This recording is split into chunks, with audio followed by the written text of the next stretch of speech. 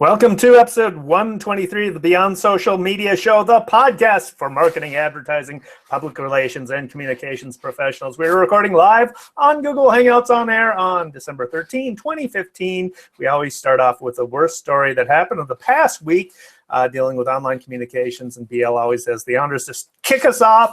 BL, what was the worst story? Well, the one that I found was the hashtag This Is Egypt, a tourism campaign that, oddly enough, backfired on Twitter. Basically, what they were saying was, tell us how, look how beautiful. It's a promotional ad campaign. It had zippy music and lovely people all over, showing the rich diversity of the countryside and, all the wonderful history. And they asked viewers to share the hashtag This Is Egypt, and surprise, surprise, it backfired, because right now This Is Egypt is terrorism, extremist violence, and a government that tortures people. So some of the tweets were from Weil Eskandar, who said a young boy in prison for nearly 2 years without trial for wearing a No to Torture t-shirt. Hashtag This Is Egypt. Alfonso Van Marsh said Egypt president praises Ministry of Interior despite 42 torture cases in November. Hashtag This Is Egypt. Ahmed Abdelhamid said 15-year-old student killed by torture in prison by police. This is Egypt. And last but not least, what is unbelievable, Wael Exkander said Amir Nohan, 3-year sentence for a photograph of Sisi, that's the prime minister, with Mickey Mouse ears. This is Egypt. And, we discussed a similar campaign that had similar results by the Syrian government's tourism organization in October, and the theme of that one was Syria, fun in the sun. Yeah. Well, again, some predictable results from a Twitter hashtag campaign. Why do these people have jobs, and what are they thinking when they go, what a good idea? Yeah. Well, there's some glaring examples, and there are examples that, it could work, it might not work, but there's some examples that you just cited that are pretty obvious how people are going to respond. Really. Yeah, I've got tailing on that. I've got a hashtag campaign that I found very interesting. It's for Lane Bryant. It's another Ask Brand hashtag Twitter chat. In this case, it's Ask Lane Bryant. This is from a PR Daily story by Becky Winchell. And so they did an Ask Lane Bryant Twitter chat and got fairly predictable results. A lot of the comments, a lot of the tweets were of this variety. So one woman tweeted, "Why don't you have pretty bras for really plus-sized women, or bras for really plus-sized women at all?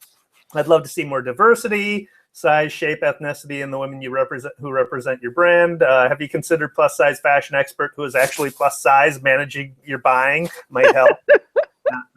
Why do you hire thin women to work in your stores and then apparently encourage them to tell me about how slimming stuff is? That was my favorite, actually. Have you ever stopped to think that you can't take fashion that is designed for a size 0 and stretch it for a size 20? And then, as if to prove that you can't please everyone, one woman tweeted, "Why do you refer to your customers as real women, quote unquote, as if slender women were somehow imaginary?" But then there's another one that basically said the same thing. You can't please everyone. Well, this woman tweeted, "I think it's nearly impossible to satisfy everyone. Plus-size women come in all ages, sizes, and backgrounds," asked Lane Bryant. To which Lane Bryant replied, "Well said. We believe more brands and designers need to engage, and our goal is to lead the way." They closed the tweet chat with, "We're so grateful for the candidness and openness today. We had such a short amount of time, but want to keep the convo going." You might have replaced candidness with cattiness, but this is sort of typical about how a tweet chat goes. This one was actually fairly mild, but predictable again.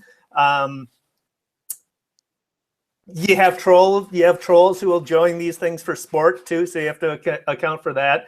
But they handled it fairly well. I thought they handled it well. That was a good response. They responded to criticisms. This could be really successful if they actually act on the criticisms and then communicate those actions so people know about them. But also if they continue to hold the Ask Lane Bryant chat. So the Ask Brand chats usually are one-off thing, and they're usually a disaster, and they just write it off and they won't ever do it again. If they want to lead the conversation, as they say, then they need to continue to do it, and you go full in and respond to people and actually be a responsive company with regard to what their customers are saying. So that'd be interesting indeed. There was another issue. IBM had to pull a campaign that had the hashtag hack a hairdryer. This is from a story in the Wall Street Journal by Christina Passarello.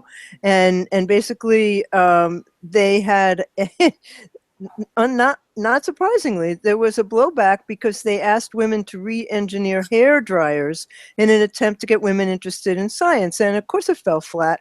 And they pulled the plug on the campaign after they were accused of sexism. And several of the female engineers said they were too busy working on things like robotics and DNA sequencing to play with their hair dryers. So on Monday, IBM took down a web page, and they had YouTube videos that showed hair dryer innovations. And they said it missed the mark for some, and we apologize, it's being discontinued. Who thought of that? A guy? A guy, right, exactly, a guy. Let's see, all women use hair dryers, and so maybe the ones who want to be engineers want to play with theirs. I mean, come on. Yeah.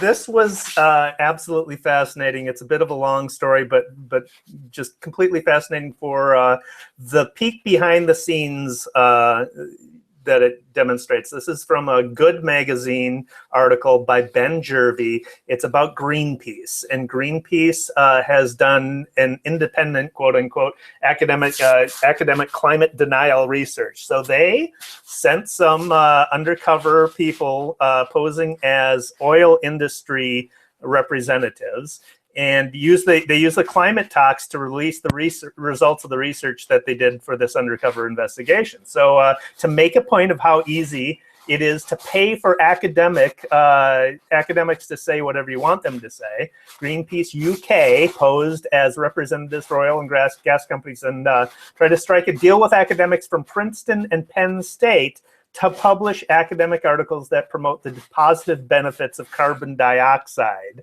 and the positive impacts of coal for the poor. One of the academics, William Happer of Princeton, actually testified at Ted Cruz's Senate hearing for protecting climate denial. In Happer's case, investigators said they were part of the Middle East oil and gas company. They asked to ensure that their commissioning of the report could not be traced.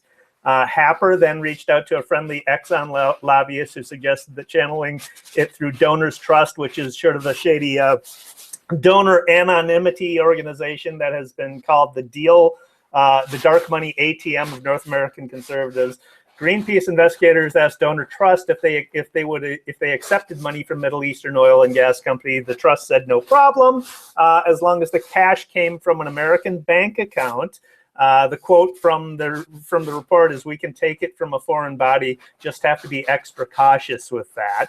The emails and recordings also outline how Happer ran a sham peer review process. So through the Global Warming Policy Foundation, its prominent UK-based climate skeptic think tank, Happer admits that his papers were not likely to be published through typical academic peer review process. So it's a fascinating look at sort of the evil side of professional communications. If you have enough money, you can build institutions to create the illusion of credibility. You can build institutions that hide the money trail. You can build institutions that are willing to lie. You can build institutions that create the appearance of authority and thereby confuse public debate. Well, and also that didn't seem like the most up and up way for Greenpeace to be raising money. It wasn't Greenpeace raising money. Oh. No, it was Greenpeace making a point that they can. Oh, they were making. I'm sorry. Okay, got it. Yep. Yeah, not good. So does that bring us to better news? Because we do have a lot of that. Okay. So I had to tell this story. Someone whose name is Matt Howie, who's the senior editor at Slack, is lightening up the mood in the election campaigning, which has certainly been pretty dark. And he explained on Twitter that my new project will be replacing any guns held by GOP candidates with a dildo. I'll do this until the election. So far, he's dildified most of the GOP candidates, my favorite one being Trump, who's holding this ginormous dildo that's black in one picture, and he's got another ginormous one that's pink in another picture, and he's got all of the candidates, and they were all seen holding guns, so he just substituted dildos. Yeah, well, I don't even know what to say about that, except I guess, I thought that was pretty damn funny. Also, speaking of Trump, Jeff Bezos, he offered to send him into space. This is from an article in The Verge from T.C. Sadek, and Jeff Bezos has a solution to the Donald Trump problem, which is to send him into outer space. And he called him a kleptomaniac masquerading as a businessman. But Trump attacked Jeff Bezos as saying that Amazon, which is, probably one of the most successful companies in the world, he said it's a no-profit company. And Bezos said, wow, I finally got dumped on by Trump. I'm so excited. And he said that Bezos is now part of the lamestream media, the Washington Post. And so Bezos wrote back and he said, this is what I'm going to do. I'm going to send him into space when we have our space rockets ready. He's reserved a seat for him on the what's the name of their space line? I don't know, but it's too funny. He's reserved a seat for Donald Trump on their maiden voyage of the space shuttle that he's building, and presumably that's a one-way ticket, right? Oh yes, it's a one-way ticket. I forgot to mention that part. Yeah. I think it's really great as a solution to the Trump problem, because we sure do have a Trump problem. Bezos just joined Twitter too, so he's had 5 tweets, and 3 of them have been about Donald Trump, apparently. I have a quick one, just announcing Serial, the new episode or new season of Serial, the podcast, the amazingly successful podcast, was launched last week, I think. And they are dealing this season with the story of Bo Bergdahl, the private first class who left his post in Afghanistan and wandered off. And so that it's fascinating, but more importantly, from a professional point of view, it's fascinating storytelling. And so anybody who wants to learn all the tricks and trades of how to communicate through audio online should be paying close attention to that. And the second season, right? Second season, yep. Yeah. It's pretty terrific.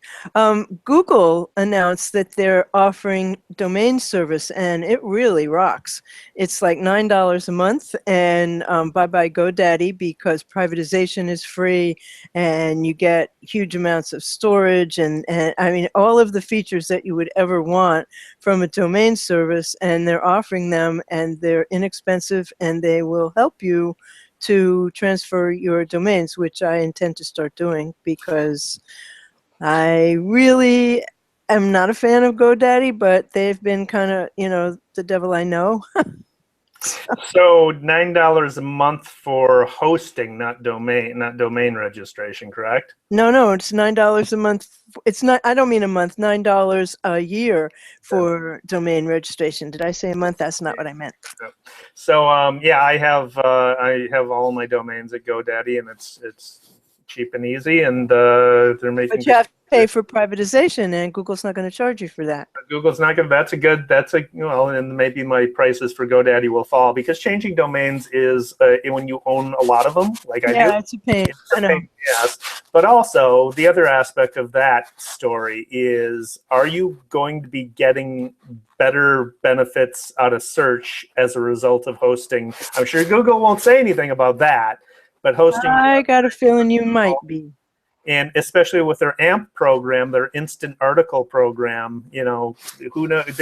If Google's smart, they'll probably build that into their hosting service. So if you want to amplify your websites, here, just click this button and it's done. Well, it wouldn't be surprising, you know. I made a copyright complaint this week to Google. This guy is just scraping my RSS feed, and he's been doing it for a long time. He does it to me. He does it to Heidi Cohn. He does it to an awful lot of people, and it has to stop. So I'm going to get him. Yeah, I think Google has been in the past very good about not showing those in search results. I don't know if you they show in search results. Okay. It comes up big in search results. So, you know, I've got it all over that the guy is stealing from me. This week, Twitter enhanced the way the photos are displayed in tweet streams. And this is from Twitter's blog. And the photos are showing up larger. And then when you can publish up to 4 images now with a tweet. And they have a really nice looking layout now for those images. So that's a nice change in Twitter. But one thing that disappeared in Twitter that baffles me is you don't seem to be able to see anybody else's lists anymore. And those were helpful. Yeah, that's very helpful. That's yeah. And they took that away. Why would they do that? I have no idea why they would do that. So yeah, that's obnoxious. Because you said then how do you are able to subscribe to someone else's list? If you can't see them, obviously you can't subscribe to them. Yeah, exactly. And some of them were really useful. Yeah. You know, especially like if you're in PR and reporters have lists. I mean, those are usually going to be people who are really worth knowing. And you know, I mean, I keep a lot of my lists private, but I have a lot of them that are public, and it's kind of nice to know when you're on a list too. Yep. Absolutely. Yeah. Speaking of Twitter, this is a quick one, but an awesome one. So I found this through Twitter Moments, and rice ball babies. The funniest thing ever. Yeah, there's a Japanese meme going on where you take and you squish your baby's face into a rice to make it look like a rice ball. You just squish it around, take a picture of it, and post it to Instagram. And you've got a rice ball baby, and they're just hilarious. They're absolutely. We'll have a link in the show notes to the Twitter. They're really funny, but I mean, this is the same country that last week gave us the condom challenge. Right. And then there was a backlash about that, like, oh, don't do it because you could smother people. No, there's 2 people there. You're not going to let your friend drown. I mean, yeah, rice ball babies. That was fun. Yeah. So that brings us to shiny new stuff. And Google has a free mobile app, and it's for iOS and Android. It's called Google Primer, and it has 5-minute marketing lessons, and then sort of stuff you're supposed to do afterwards to practice. And you know, interesting that they did that because of how much they really suck at marketing their own stuff. But they know what we should do. Anyway, take a look. Don't do as I do as I say, right? Yeah, really. So my shiny new stuff, I've got 2 of them. One is onpage.org is an SEO service. Has some free tools, and I'll put a link in the show notes, of course. 2 of them are robot text tool. So if you're not familiar with robot text is a text file that you put on your website that is designed only for search engines to read, and search engines robots to read. And in it you have instructions for what you allow and not allow search engines to crawl of your website. And so sometimes people make the mistake of disallowing content that they should not be disallowing, like their whole site. And so search engines honor that request and don't index it. And so with this tool, you can check to see what your robot's text is allowing and disallowing, what kind of content is allowing and disallowing. If you're having no visibility in your search in the search results, then use this tool and see if that might be a problem for you. And then the other one is text uniqueness tool. And this I haven't seen before. before, but this is a tool that you can enter text, 2 sets of text, and tell how unique they are, and that helps you avoid the duplicate content issue that Google has. So Google doesn't like duplicate content, so so you have to have, if you're like writing a post on your blog and then changing it up to write it as a guest post for somebody else's blog, you might use this tool to make sure that the text is unique enough for the second blog to get some search visibility out of. That's interesting. Yeah, and so the other one is Microsoft launching Cortana on iPhone and Android. So Microsoft now has a Cortana app for iPhone and Android. Cortana, of course, is their digital assistant, so voice-activated digital assistant that you can try out. More competition in that sphere, the better, I think. Cortana is based on the Halo character from their video game. So they took that persona basically and used it for the digital assistant, and that technology is built into the Microsoft Kinect video game controller as well. So what can you ask it to do? I presumably you can ask it to do all kinds of stuff. The stuff that the Google Now app and the and Siri, but I haven't actually tried it that much. So Siri's gotten a lot better. Yeah. You know, I mean, you can ask Siri, like I asked her to find out where the movie Spotlight was playing, and she knew where I was, and she knew, you know, like the nearest one, and she did it in an instant. She's gotten better. Yeah. But she still doesn't know how to turn off the alarm in the morning. Know how to start one? Because that's important. She knows how to start them, but when you say turn it off, she doesn't do it. You have to go do it yourself. She's trying to make you get up. Well, that's sort of smart. Yeah, well, somebody has to. So you have a project to tell us about?